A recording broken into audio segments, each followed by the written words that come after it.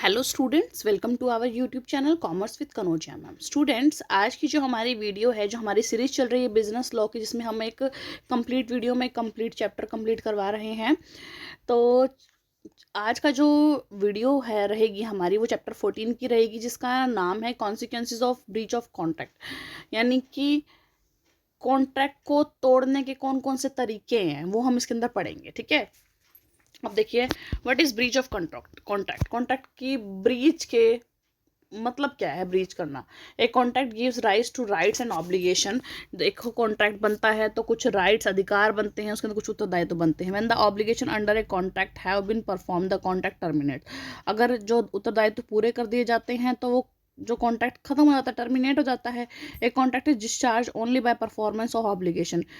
जो contract discharge कब होता है, जब ऑब्लिगेशन कंप्लीट हो जाएंगे। On the other hand, if a party to a contract does not perform his obligation, दूसरे हाथ पे अगर हम ये बोलते हैं कि अगर वो परफॉर्म ही नहीं करती है, अपने उत्तरदायित्व को काम करते ही नहीं है जो उसको दिए गए हैं, और एक्सप्रेसली और खुद एक्सप्रेस करके रिफ्यूज़ कर देती है कि मैं नहीं परफॉर्म करूँगा या करूँगी अपने ऑब्लिगेशंस को to the contract, it amounts to what is called breach of contract. उसको बोलते हैं ब्रीच ऑफ कॉन्ट्रैक्ट। यानी देखिए, अगर पार्टी अपने अपने ऑब्लिगेशंस को कंप्लीट कर देती है तो उसे बोलते हैं डिस्चार्ज ऑफ कॉन्ट्रैक्ट। ठीक है, कि कॉन्ट्रैक्ट जो है वो पूरा ऑब्लिगेशन हो गया तो ख़त्म हो गया। ठीक है, ए ने बी को स्कूटर देना था, दे दिया। बी ने उसको 50,000 रुपये देने थे, ए को दे दिए, तो यहाँ पे हो गया डिस्चार्ज ऑफ कॉन्ट्रैक्ट। ठीक है, लेकिन अगर एक पार्टी रिफ्यूजेज मना कर देती है कि वो नहीं परफॉर्म करेगी अपना उत्तरदायित्व, अपना ऑब्लिगेशन, तो फिर उसे कहते हैं, एक्सप्रेसली अपने बोलकर बता देगी कि नहीं भाई मैं नहीं करता अपना ये कंप्लीट, तो उसे बोलते हैं ब्रीच ऑफ कॉन्ट्रैक्ट। तब कॉन्ट्रैक्ट टूट जाएगा,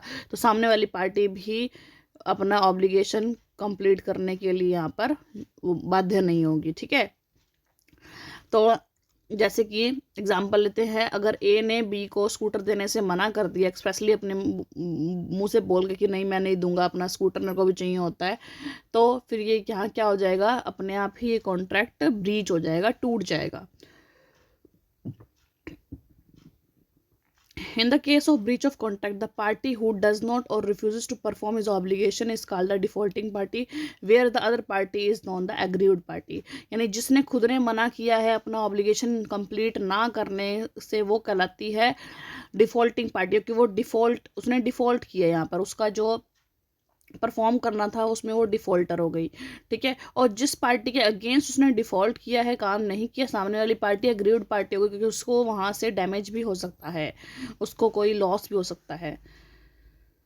remedies available to aggrieved party, कौन कौन सी रेमेडीज अवेलेबल है अग्रीव्ड पार्टी के लिए, जिसको मतलब जिसके जिसके सामने हमने जो डिफ़ॉल्टर पार्टी ने परफॉर्म अपने ऑब्लिगेशन को करना था लेकिन नहीं किया, तो एग्रीव्ड पार्टी के लिए रेमेडीज कौन कौन सी अवेलेबल है। When a party to a contract commits a breach of contract, the other party can take recourse of some remedies that the law provides. तो aggrieved party के पास कई सारी रेमेडी अवेलेबल होती है जो लॉ उसको प्रोवाइड करता है। The remedies available to the aggrieved party in case of breach of contract are as under। देखो रेमेडीज कौन कौन सी है। एक्सोनरेशन, एक्सोनरेशन मतलब भी उसको भी दोष मुक्त कर देंगे, उसको भी मतलब रिहा कर देंगे। रिहा इन द सेंस मतलब ऑब्लिगेशन कंप्लीट करने से उसको भी मतलब फ्री कर देंगे। When one party the contract refuses to fulfill or perform, commits a breach of contract, the aggrieved party can assume the contract terminate, resign, and the contract it is exempted from further performance. तो वो भी खुद वो person भी exempt हो जाएगा आगे performance के लिए। ए ने मना कर दिया कि स्कूटर नहीं देगा, तो बी भी वहाँ पर दोष मुक्त हो जाएगा, एक्सोनरेट हो जाएगा कि भाई वो उसको 50,000 रुपये नहीं प्रोवाइड करने। ठीक है, आगे देखिए, इसकी कुछ एग्जाम्पशंस हैं। In the following situation the agreed party is not exempted for performance. कुछ ऐसी सिचुएशन है जिसमें एग्रीड पार्टी ना एग्जाम्प्ट नहीं होती परफॉर्मेंस, एक्सोनेशन नहीं मिलती उसको। जो एग्रीड पार्टी है उसे रिजाइन नहीं कर सकती कॉन्ट्रैक्ट को। देखो कौन सा सिचुएशन है। When the agreed party who wants to exonerate from the contract has given his express और tacit confirmation to the contract, अपने खुद की कन्फर्मेशन दे देती है। For example, if Ramesh buy some shares knowing that the company's prospectus contain false information and makes a profit by selling some of them, he cannot later resign the contract and be exonerator। देखिए, रमेश को पता था कि जो company है उसने prospectus में कुछ झूठी इन्फॉर्मेशन लिखी है, लेकिन फिर भी उसने उसके शेयर खरीदे, तो अब वहाँ पर ये सिचुएशन बन जाती है। शेयर खरीदे और प्रॉफिट भी कमाया उसमें से, तो अब ये सिचुएशन बन जाती है कि एग्रीड पार्टी है जो वो अब यहाँ पर एक्सोनरेट नहीं हो सकती, कॉन्ट्रैक्ट में से दोष मुक्त नहीं हो सकती। When the contract is not divisible, अगर कॉन्ट्रैक्ट को डिविजिबल नहीं कर सकते, आप बांट नहीं सकते, the agreed party can not resign one part of the contract, वो एक पार्ट को रिजाइन नहीं कर सकती, ठीक है।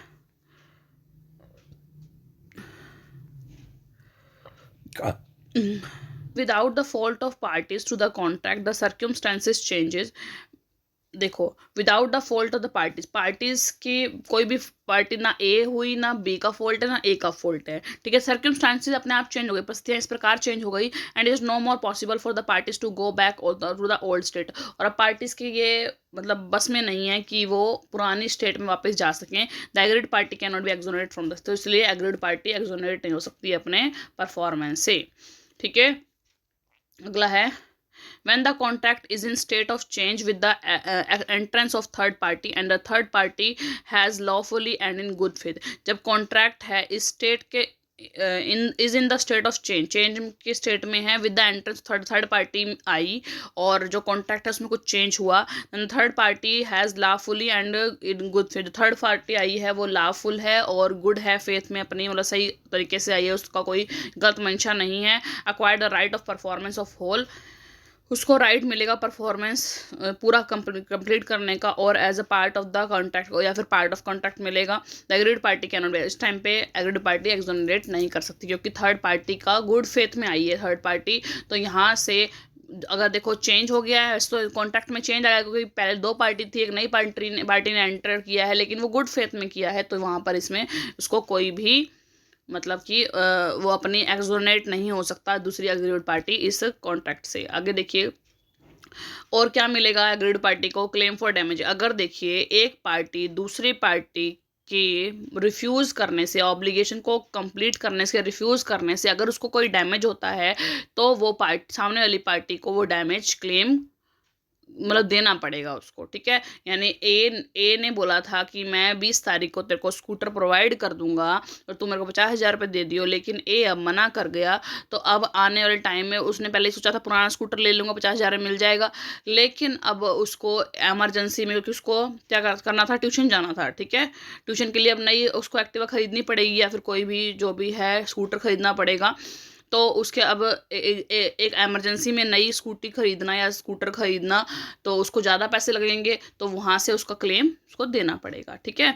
Claim for quantum meruit. Quantum meruit देखिए, quantum meruit literally means as much as earn, जितना आपने उस चीज़ से अर्न किया है, and implies payment to a party so of as much money as the party would have earn, इतना पैसा पे करना जितना पार्टी ने अर्न किया है उस चीज़ से, मतलब उस कॉन्ट्रैक्ट से। Had there been no breach of the contract, जब तक कॉन्ट्रैक्ट ब्रीच नहीं हुआ था उससे पहले जितना भी प्रॉफिट कमाया गया है वो पार्टी को देना। When one party at the request of another does something और supply some goods to the other party, and if the compensation for such goods or services has not been defined at the time of the contract, then the law decide that what should be adequate compensation for such goods or services, which is called the quantum। देखो, किसी person ने contract होते time कुछ ऐसी चीज़ें supply करी थी, कुछ गुड्स सप्लाई करी थी, तो वो जब कॉन्ट्रैक्ट ब्रीच हो गया तो उस गुड्स से टोटली जितना प्रॉफिट कमाया वो प्रॉफिट आपको क्लेम के रूप में सामने वाली एग्रीड पार्टी को देना पड़ेगा। आगे देखिए, क्लेम फॉर स्पेसिफिक परफॉर्मेंस, कोई स्पेसिफिक परफॉर्मेंस करी है तो उसको क्लेम देना पड़ेगा। When in case of a breach of contract damages are deemed to be an adequate remedy, जो डैमेज है वो आपको एडिक्वेट रेमेडी के रूप में प्रोवाइड सामने वाले को क्लेम देनी पड़ेगी। The agreed party can sue the party in breach of contract carry out his promise, अगर एग्रीड पार्टी सामने वाली पार्टी को यानी डिफॉल्टर पार्टी को स्यू कर सकती है, केस डाल सकती है उसके पास, क्योंकि उसने अपना प्रॉमिस कंप्लीट नहीं किया।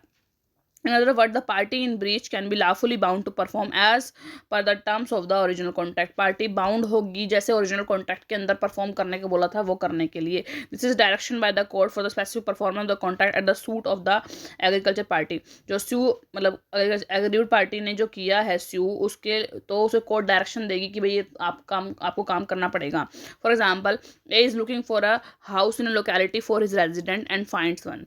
ए को एक हाउस ढूंढ रहा था और इन अ लोकेलिटी फॉर एक लोकेलिटी के अंदर अपने रेजिडेंस के लिए, और उसको मिल गया एक. He contracts with the owner B to buy the house. Later B refuses to sell the house to A.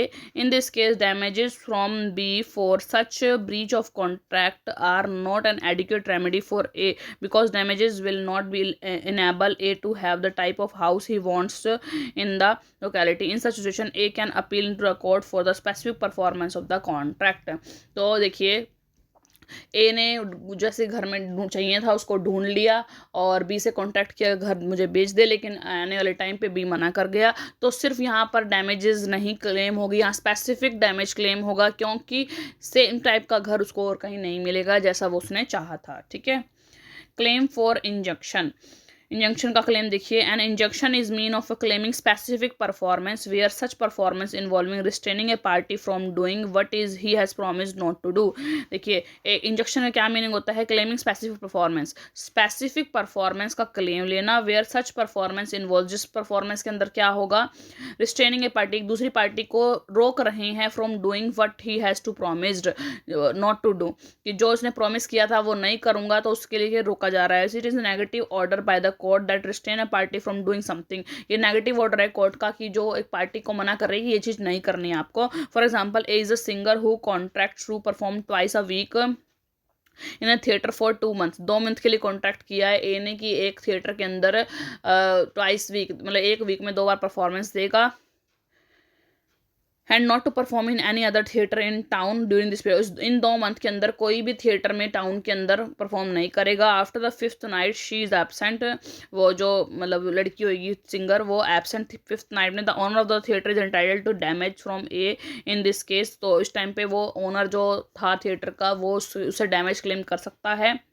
And though he can not enforce her to perform in इस थिएटर पर. लेकिन ये है कि वो उसको एनफोर्स नहीं कर सकता, फोर्स नहीं कर सकता भी तूने गाना ही पड़ेगा मेरे थिएटर में. He can get an injunction through the court. वो इंजेक्शन लेगा कोर्ट से that prevents A from performing in any other theatre. Injunction लेगा कोर्ट से क्योंकि वो खुद एनफोर्स नहीं कर सकता कि भाई तू जाके वहाँ पर परफॉर्म ना कर. वो इंजेक्शन लेगा कोर्ट से और कोर्ट उसको ये बोलेगा कि भाई तुझको ये काम नहीं करना. कोर्ट का इंजेक्शन का मीनिंग होता है restraint the other party to not doing something. ठीक है. तो नेगेटिव, एक तरह से नेगेटिव ऑर्डर है ये कोर्ट का. वो इंजेक्शन ले लेगा उसके regarding A from performing in other theatre के लिए. तो इस तरीके से क्या हो जाएगा? एग्रीड पार्टी को क्या मिल जाएगा? क्लेम मिल जाएगा इंजंक्शन का. ठीक है. Assessment of damage. अब देखो, हमने यहाँ बात करी कि क्लेम ऑफ डैमेज मिलता है एग्रीड पार्टी को अगर एक पार्टी मना कर देगी अपनी परफॉर्मेंस करने से, तो डैमेज मिलता है. लेकिन अब वो डैमेज कितना मिलेगा, कैसे मिलेगा, उसकी असेसमेंट करना, किस तरीके से असेसमेंट की जाएगी. देखिए, when there is a breach of contract, जब अगर कॉन्टैक्ट टूट जाता है, and aggrieved party sue for damage. अगर एग्रीड पार्टी अपने डैमेज के को क्लेम करने के लिए कोर्ट में उसको स्यू करती है, उसको केस डालती है उसके ऊपर, the question that arises before the court is how to assess the damage to be paid to the agreed party. Court के आगे ये क्वेश्चन अराइज होता है कि कैसे डैमेज को एसेस किया जाए, कि कितना जो है डैमेज बनता है जो पेड किया जाएगा एग्रीड पार्टी को. The object of awarding damage for the breach of the contract is to put the agreed party in the position it would be in if there had been no breach of the contract. Object जो है awarding damage, मतलब कि इसका लक्ष्य क्या है damage award करने का for breach of the contract is to put the agreed party in the position. Aggrieved party जिसको नुकसान हुआ है उसको ऐसी पोजीशन में पुट करना. It would be if there had been no breach of the contract. अगर कोई ब्रीच ऑफ द कॉन्ट्रैक्ट नहीं होता तो उसको कोई भी क्लेम, मतलब कि कोई भी डैमेज नहीं होता. तो देखो कैसे एसेस करेंगे हम. देखिए,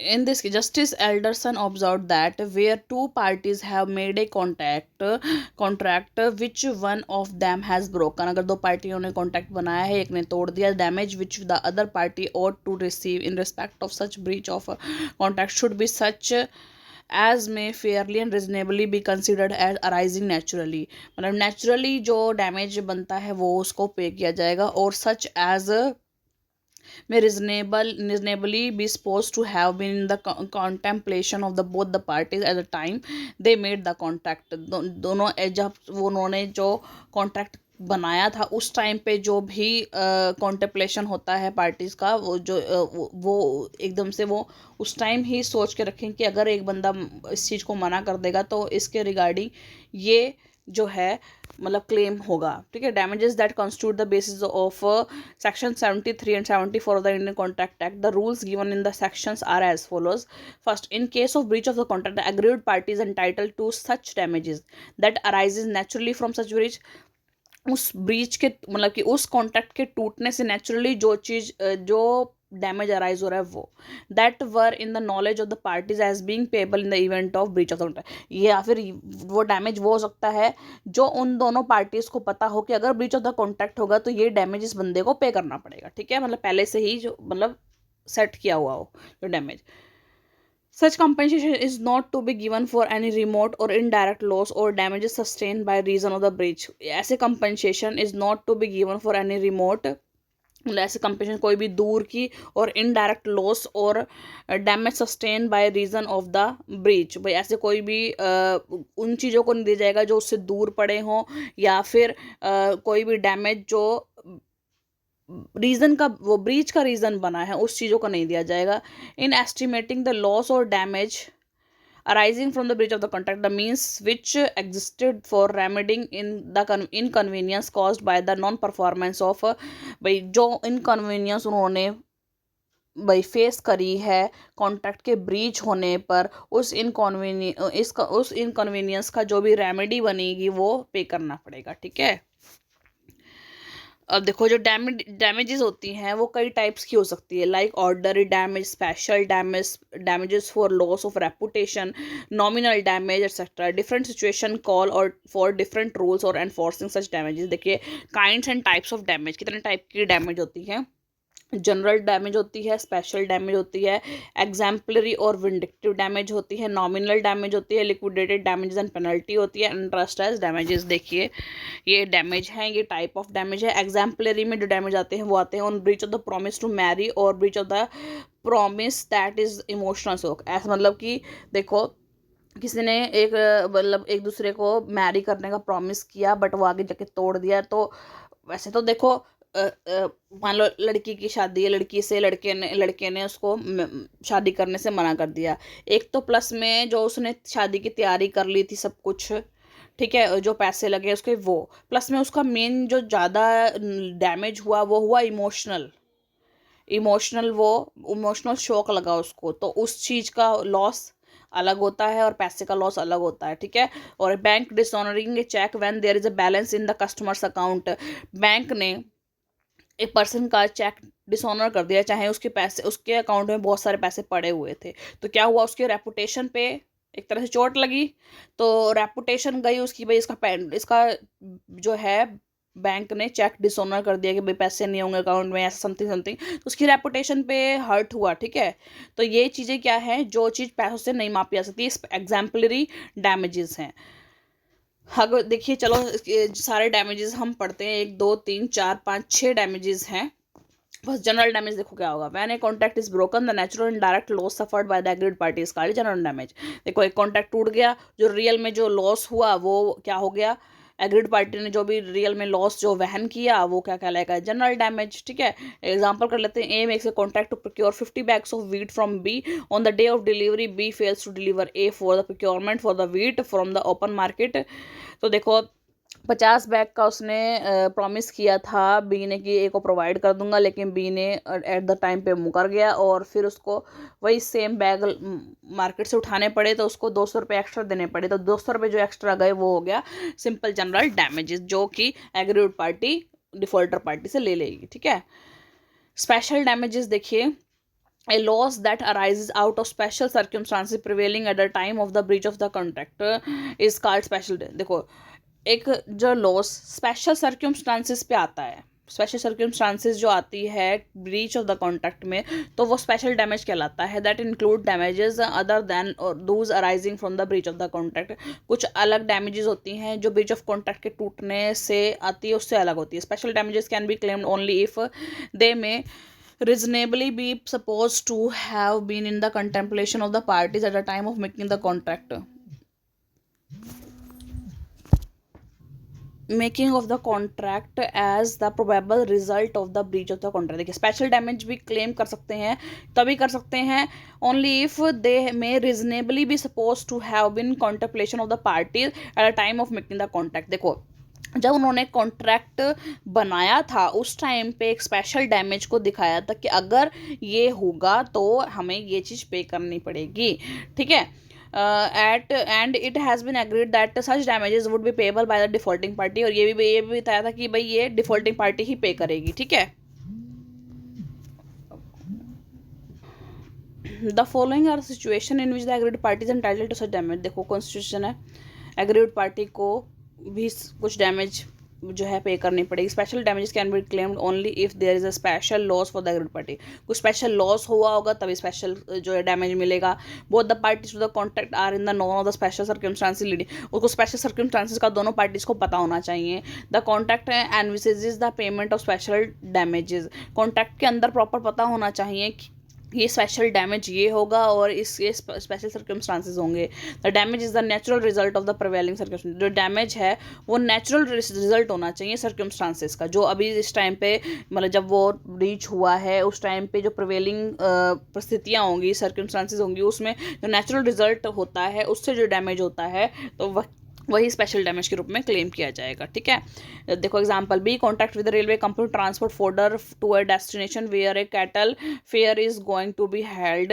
देखो, कैटल्स के लिए फोर्डर मंगाना था, वहाँ पर एक कैटल के लिए एक मेला लग रहा है। He also inform the rail company fodder is a meant for. उसने बताया कि जो फोर्डर होता है cattle is meant for the cattle fair के लिए होता है ये। If the fodder does not reach, अगर टाइम पर नहीं रीच हुआ तो there will be special loss हो जाएगा बी को। If the delivery is delayed, B is entitled not only the loss he suffers because late delivery. बस उस बी को अगर ये लेट हुआ तो बी को सिर्फ लेट डिलीवरी का ही डैमेज नहीं होगा बल्कि स्पेशल डैमेज होगा, क्योंकि वो मेला जो है जो फोर्डर था वो पशुओं के लिए ही था।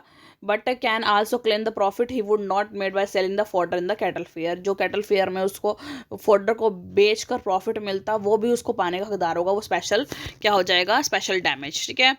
एग्जाम्पलरी और इंडक्टिव डैमेज यानी कि जो इमोशनल शॉक से रिलेटेड है। Sometime the breach of the contract may result in the loss of the credibility. एक पार्टी की क्रेडिबिलिटी कम हो जाती है अगर एक किसी भी कॉन्ट्रैक्ट के ब्रीच होने से, and may hurt the party reputation. उसकी पार्टी की रेपुटेशन हर्ट होती है। The party's goodwill is damage, goodwill damage हो जाती है and there is an emotional shock हो सकता है। In such circumstances the court feels that ordinary damage are not enough compensation for the loss of reputation और emotional damage. तो इससे सिर्फ कंपनसेशन इनफ नहीं है उनकी रेपुटेशन और इमोशनल डैमेज को कंपनसेट करने के लिए suffered by the agreed party. The court में इम्पोज एग्जाम्पलरी डैमेज और ऑन द डिफॉल्टर। तो इस टाइम पे जो डिफॉल्टर पार्टी है उसके ऊपर जो कोर्ट है और एग्जाम्पलरी डैमेज भी इम्पोज कर देता है, ठीक है। जैसे कि किसी का बैंक को चेक दिया और वो बैंक ने क्या कर दिया, उसको बाउंस कर दिया, तो सामने वाले पर्सन की रेपुटेशन खराब हो गई, उसके पैसे थे भी तब भी, ठीक है। आगे देखिए, nominal damage. When the aggrieved party has not in fact suffered any loss by reason of the breach of the contract। जब एक aggrieved party को has not in fact suffered मतलब लॉस नहीं हुआ breach of the contract से, the damage recovered by him are nominal। तो damage वो recover होता है उसके द्वारा, वो नॉमिनल होता है, वेरी स्मॉल, छोटा सा होता है। भाई ज़्यादा लॉस नहीं हुआ, थोड़ा सा हुआ, थोड़ा सा वो क्या कर लेगा, नॉमिनल सा डैमेज हुआ वो ले लेगा। Such damages are recognisation by the court of the right of the agreed party to sue the for damages. ये राइट हो गया एग्रीड पार्टी का कि वो डैमेज के लिए सू कर सकते हैं। And warning to the defaulting party that is has committed a breach of, तो बस वो क्या करेगा, उसको सू कर सकता है कोर्ट में, और वार्निंग देगी कोर्ट उसको, डिफॉल्टिंग पार्टी को, that it has committed a breach of contract. ये भाई कमिटमेंट हो गई कि ब्रीच ऑफ कॉन्ट्रैक्ट हो गया, ठीक है। Liquidated damage and penalty. अब लिक्विडेटेड डैमेज देखो, at the time the parties to a contract agree when making the contract that in the event of the breach of the contract the party responsible for the breach would pay specified sum or damages to the other party at time the parties to a contract agree. एक ऐसे time पे parties जो contract किए वो agree करती है when making the contract, जब contract बना रही होती है, that in the event of breach of the, अगर ब्रीच ऑफ द कॉन्ट्रैक्ट हुआ, कॉन्ट्रैक्ट तोड़ा गया, the party responsible for the breach would pay specified sum or damage to the other party. तो ये उसी टाइम जब वो अपना कॉन्ट्रैक्ट बना रही है, तो दोनों पार्टी इस बात पे एग्री होते हैं कि अगर ये कॉन्ट्रैक्ट तोड़ा गया या तेरे द्वारा या मेरे द्वारा, तो एक सम रख लेते हैं, हम इतना सम आपको पे करना पड़ेगा जो भी एग्रीड पार्टी है उसको। सच पेमेंट में amount to be either liquidated damage or penalty. ये जो पेमेंट हो सकती है, लिक्विडेटेड डैमेज भी हो सकती है या फिर कोई पेनल्टी भी हो सकती है। लिक्विडेटेड डैमेज क्या होता है, the time of making contract the parties agree to it fix an amount which is fair and genuine as per assessment of the probable loss and might insure as a result of the breach, such amount is called liquidated damage. जो पहले से ही उन्होंने भाई fix कर लिया होता है कि ये अमाउंट पे किया जाएगा breach of the contract pay. In other words it is an estimation of the amount that is payable by the defaulting party. ये एक एस्टिमेट है अमाउंट का जो डिफॉल्टिंग पार्टी पेयर करेगी टू द एग्रीड पार्टी को at the breach of the contract. The court can not be increase और decrease the amount of such damage. Court के ऊपर ये अब यहाँ कोर्ट के पास ये राइट नहीं होता कि उस अमाउंट को इंक्रीज करे या डिक्रीज करे। सपोज करो ए ने बी को कॉन्ट्रैक्ट करते टाइम ये प्रॉमिस किया, मतलब ए ने बी ने दोनों आपस में मिलके सहमत होकर प्रॉमिस किया कि अगर मैंने या तूने परफॉर्मेंस करने से डिक्लाइन कर दिया, रिफ्यूज़ कर दिया, तो हम जो भी पहले रिफ्यूज़ करेगा वो पर्सन सामने वाली पार्टी को 20,000 रुपये देगा, तो वो जो है लिक्विडेटेड डैमेज कहलाएगी, ठीक है, अगर वो ब्रीच करते हैं कॉन्ट्रैक्ट को, ठीक है, आगे जाकर तोड़ते हैं कॉन्ट्रैक्ट को। तो पेनल्टी क्या होती है, when at the time of the making the contract sum which is disproportionate to the damage likely to be caused by the breach of the contract is fixed by the parties to be paid to the aggrieved party। Fix कर लेते हैं party और कि पे करनी है case in the case of breach, such sum is called penalty। The amount of penalty is not related to the damage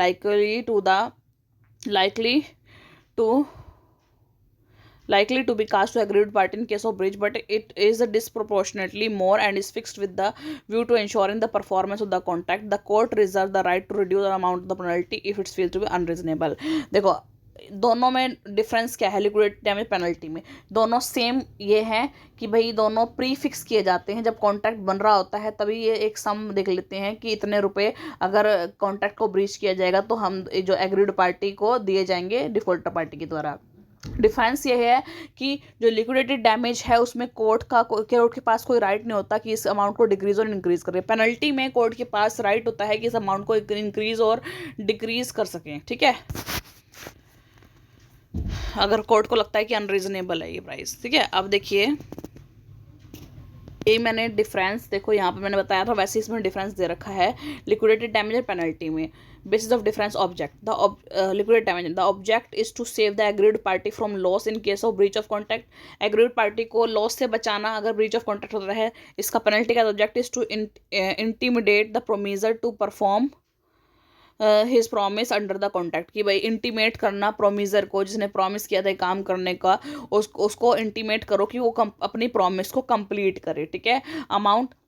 the amount is much more than the expected loss to the agreed party. इसमें जो ये amount होता है वो agreed party के loss से काफ़ी ज़्यादा अमाउंट होता है।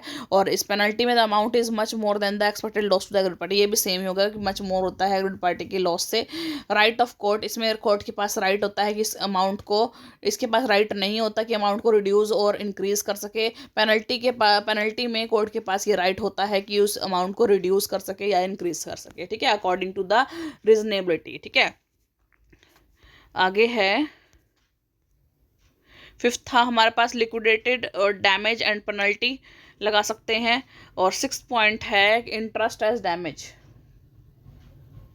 देखो डैमेज, इंटरेस्ट एज डैमेज के इंटरेस्ट मिल सकता है डैमेज के रूप में। When a party to a contract does not make a payment on the stipulated date, it is the party liable to pay damage in the form of interest of the amount. देखो अगर payment नहीं करी time पे तो जो भी जितनी payment है उसके ऊपर जो इंटरेस्ट है वो डैमेज के रूप में लिया जाएगा। This is an important issue in the case of the breach of the contract. Normally in case of breach of the contract the offering party is liable to pay interest in following situation. Normally in case अगर breach of contract होता है the offending party यानी इसने मतलब refuse किया है party is liable to pay interest in following situation. कौन सी सिचुएशन होती है? देखो when the date of payment is not fix. अगर पेमेंट की डेट फिक्स नहीं है तो फिर offending party is liable to pay interest following situation में। देखो when the date of the payment of an amount is not specified no interest can be claimed as damages from the party. अगर date ही fix नहीं है तो कोई भी आप interest ले नहीं सकते, ठीक है। But if it is agreed in the contract that the payment is to be made by a certain date and it is in case of default interest will be chargeable on the amount then a delayed payment has to be made with interest। देखो अगर contract में लिखा ही नहीं है, कोई date specified नहीं है तो कोई भी इंटरेस्ट नहीं बनता। अगर डेट स्पेसिफाई है तो जितनी डेट से जितने डेट तक उसने पे नहीं किया है उसके इंटरेस्ट बन जाएगा और वो इंटरेस्ट पे करेगा, ठीक है। Interest from the date of the default, जिस दिन से मतलब उसने डिफॉल्ट किया मतलब जिस दिन उसने पेमेंट नहीं करी उस दिन से इंटरेस्ट लग जाता है। When an amount is payable by certain date on a specific date of interest and declared by the parties that in case of the payment is not made by the date के ऊपर जो date आ गई उसके ऊपर payment नहीं की गई, the interest will be at a higher rate. तो इंटरेस्ट हायर रेट से लगेगा। Such higher rate of interest payable from the date of the default and not from the date of the agreement. तो जिस दिन से उसने default किया payment पे करने से वो वाली डेट लगेगी और जहाँ तक वो उसने एग्रीमेंट के अकॉर्डिंग जहाँ पेमेंट नहीं करी जहाँ तक वहाँ तक की इंटरेस्ट उसको पे करना पड़ेगा। आगे है C payment of compound interest. Compound interest pay करना पड़ेगा at the same rate as simple interest. एक तो सेम रेट जो सिंपल इंटरेस्ट की रेट होती है उसमें a stipulation for payment of compound interest on failure to pay simple interest at the same rate as payable the interest is valid because it is not a penalty under section 74। Stipulation दे होगी compound interest pay करना पड़ेगा अगर उसने simple interest पे नहीं किया है तो at higher rate than simple interest. Stipulation for payment of compound interest at a rate higher than the simple interest is deemed to be penalty and can be reduce at the discretion of the court. तो उसको एक special higher rate provide करना पड़ेगा। अगर उसने simple interest से rate से पे नहीं किया तो हायर रेट पे करनी पड़ेगी और ये कोर्ट के ऊपर बेस्ड होता है और कोर्ट इसको रिड्यूस भी कर सकता है। Rebate on rate of interest, भाई रेट ऑफ इंटरेस्ट पे कुछ छूट मिल जाएगी। When the parties have agreed on a lower rate of interest if there is a no default in payment.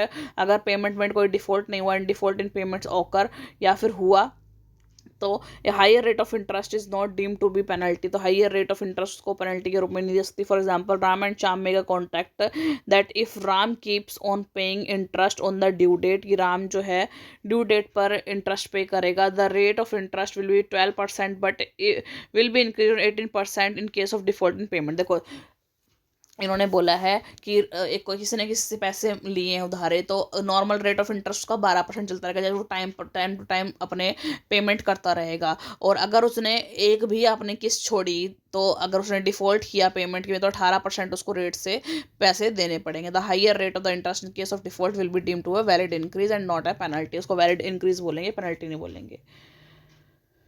Is high rate of interest always a penalty? It is beyond the jurisdiction of the court to dictate as to what agreement can be made between the parties. The court does not have the right to change or intervene in fixation of rate. Court के पास ये right नहीं होता कि वो कुछ भी rate of interest में intervene कर सके और चेंज कर सके between the parties of contract. But the law stipulate, लेकिन लॉ बताता है कि a party is not subjected to undue pressure. Party के ऊपर कोई भी गलत प्रेशर नहीं डाल सकते आप, ठीक है। अनड्यू प्रेशर नहीं डाल सकते। The courts are satisfied that the rate of interest is not so high as to be considered penalty. जो कोर्ट सेटिस्फाई होगा कि भाई रेट ऑफ इंटरेस्ट नहीं है ज़्यादा हाई, भाई अनरिजनेबल नहीं, रिजनेबल है, ठीक है, तो सही है। The rate of interest can be change to give justice to the penalties. Rate of interest change कर सकते हैं पार्टीज को जस्टिस प्रोवाइड करने के लिए, न्याय देने के लिए। The rate of interest is not unreasonable under the loan act. Loan act 1918 के अंतर्गत जो रेट ऑफ इंटरेस्ट है वो अनरिजनेबल नहीं होने चाहिए। अगर अनरिजनेबल निकले तो वहाँ चेंज हो सकते हैं, ठीक है। तो आई होप स्टूडेंट आपको ये चैप्टर जो हमने कंप्लीट किया है consequences of breach of contract समझ में आया होगा।